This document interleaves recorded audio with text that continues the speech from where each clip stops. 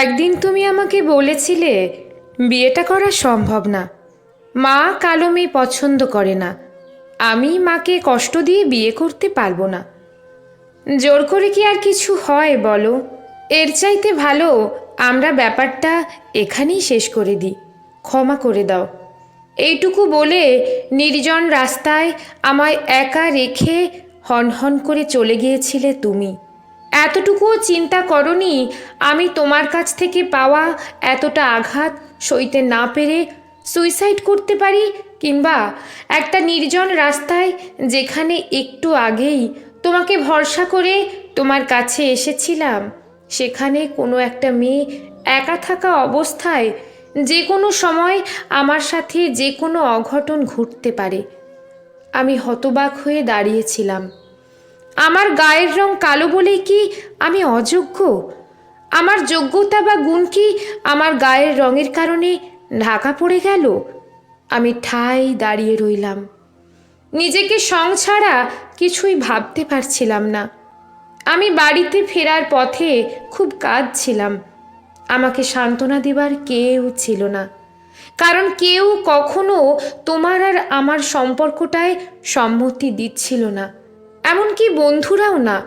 ওরা বলেছিল তুমি আমার সাথে এমনিতেই ঘোরাঘুরি করো, ভালোবেসে নয়, সময় কাটানোর জন্য। এসব বলার কারণও অবশ্য ছিল।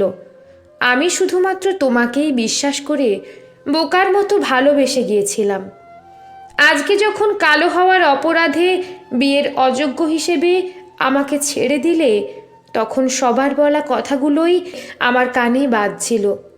আমি কালো বলেই পরিবারের সবার কাছ থেকে সবচাইতে বেশি ভালোবাসা পেয়েছি, আর তুমি কি না আমি কালো বলে বউ হিসেবে বা জীবনসঙ্গী হিসেবে আমি অযোগ্য এই অজুহাত দিয়ে আমার দিকে আঙুল তুলেছ। সুন্দর অসুন্দর কি আমার হাতে? সৌন্দর্য এত বেশি জরুরি যে 5 বছরের সম্পর্ক রাখার বা ভালোবাসার পরেও শুনতে হলো কালো, বিয়ে করা সম্ভব নয়। আজ 4 বছর পর তোমার সাথে আমার কোর্টে দেখা হলো। আমার সামনে তুমি মাথা নিচু করে বসে আছো। উকিল হিসেবে আমি তোমার দিকে তাকিয়ে আছি। তোমার পরীর মতো সুন্দরী স্ত্রী তোমার কাছ থেকে ডিভোর্স চাইছে। তুমি ছাড়তে চাইছো না তাকে। সে থাকতে চায় না তোমার সাথে, যদিও তুমি বেছে বেছে যোগ্য পাত্রীকেই বিয়ে করেছো। কিন্তু তুমিও আজ একটা মেয়ের জীবনসঙ্গী হিসেবে অযোগ্য বলে সে তোমাকে ছাড়তে চাইছে। আমি কোর্টের কাগজ গুছাতে গুছাতে বললাম, ডিভোর্সটা দিয়েই দিন। জোর করে কি কিছু হয় বলুন? এই প্রথম তুমি অসহায়ভাবে আমার দিকে তাকালে। ভাগ্যিস সেদিন প্রত্যাখ্যান করেছিলে, তাই আজ আমার দাঁড়ানোর জায়গাটা বদলে গিয়েছে। লেখা সংগৃহীত, পাঠে আমি রুম্পা বিশ্বাস।